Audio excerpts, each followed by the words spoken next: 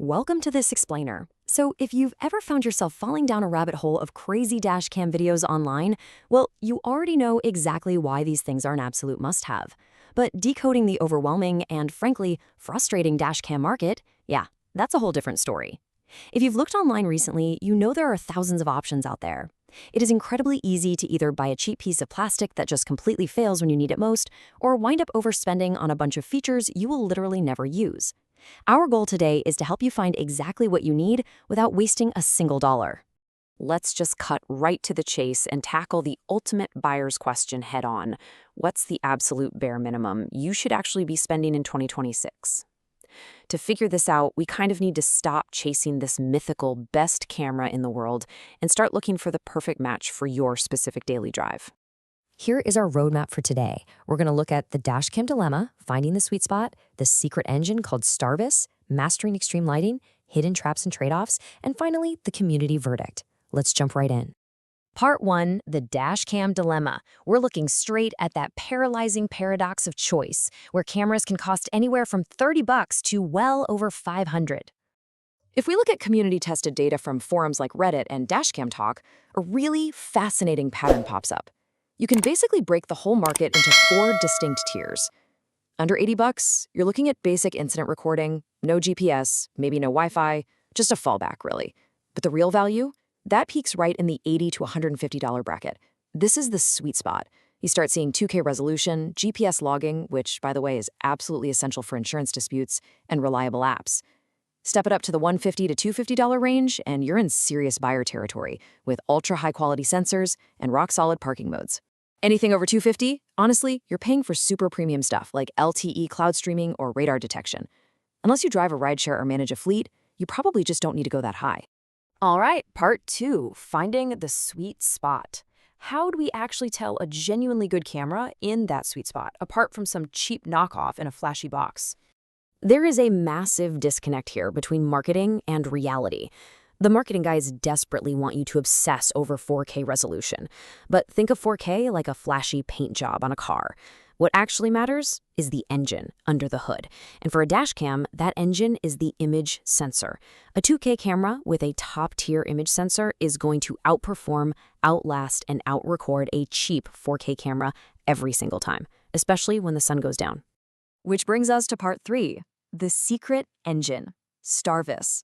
Let's pull back the curtain on the tech that actually justifies those mid to high price tags. If you're shopping in that $80 to $250 range, you need to be looking for a secret weapon, Starvis, or the newer Starvis 2.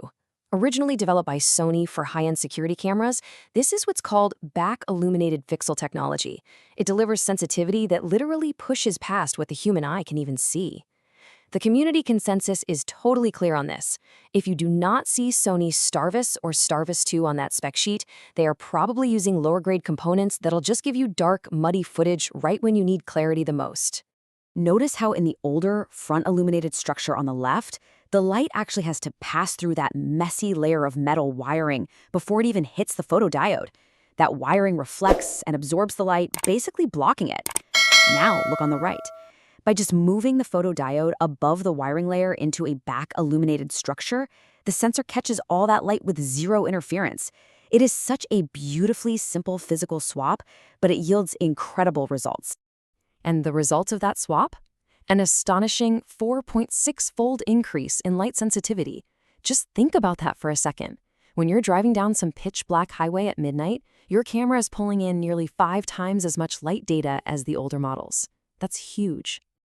But hey, capturing the light is only half the battle. If you try to digitally boost dark footage on an old sensor, you get that grainy, pixelated mess you see on the left, literally useless for reading a license plate. But with Starvis on the right, it uses something called super high conversion gain technology. It amplifies the signal the millisecond the light hits it, way before noise can even interfere. The result? Super crisp, clean, noise-free nighttime video. Moving on to part 4, mastering extreme lighting. We've conquered the night, but what about the day? What happens when you hit blinding glare or come out of a dark tunnel straight into the bright afternoon sun?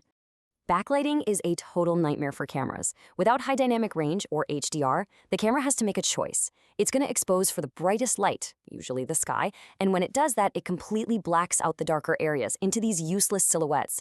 If that silhouette happens to be the car that just cut you off, well, you've completely lost their license plate data.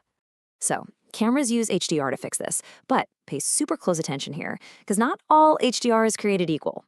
Standard Dolly HDR takes a bright image, and then a split second later takes a dark image, and blends them together. But if you're going 60 miles an hour, that tiny delay causes awful motion blur. You specifically want clear HDR. This takes the bright and dark data simultaneously. No delay, no blur, no weird color shifting. For dashcams tracking fast-moving vehicles, simultaneous clear HDR is absolutely non-negotiable. Part 5. Hidden traps and trade-offs. Okay, so you found a camera with a killer sensor in perfect HDR. Ready to buy? Well, hold on a second. There are some hidden pitfalls that spec sheets and basic reviews just completely gloss over. To really protect your investment, remember this rule of threes. Number 1, prioritize build quality over on-paper specs. A poorly built 4K camera is way worse than a rock-solid 2K camera. Number 2, demand a reliable app ecosystem. Seriously, a camera is completely useless if the app constantly crashes right when you're trying to download accident footage. Look for apps getting actual regular bug fixes. And number 3, make sure there's accessible customer support. If you buy from an overseas brand with zero domestic presence, you are completely on your own if that unit fails. And then we have the ultimate electronics killer, the summer trap. If you park in the blazing sun, your windshield basically turns into an oven. It gets hot enough to melt cheap plastics and totally fry internal batteries in a matter of months. Always try to park in the shade. But more importantly, look for cameras that use supercapacitors instead of standard lithium-ion batteries. Supercapacitors are literally built to handle that extreme dashboard heat so much better. Finally, Part 6, the community verdict. We've talked tech, pricing, and traps. So let's bring this all together. What is the actual word on the street from everyday drivers who live with these devices for years? The consensus across seasoned users is shockingly unified, and honestly, really empowering once you know the rules. First up, stretch your budget just a tiny bit. Buying slightly above your initial budget is usually what pushes you out of that cheap plastic tier and into the reliable sensor tier. Second, get a front and rear setup if you can. Rear end collisions happen all the time. And lastly, do not just plug it into your cigarette lighter.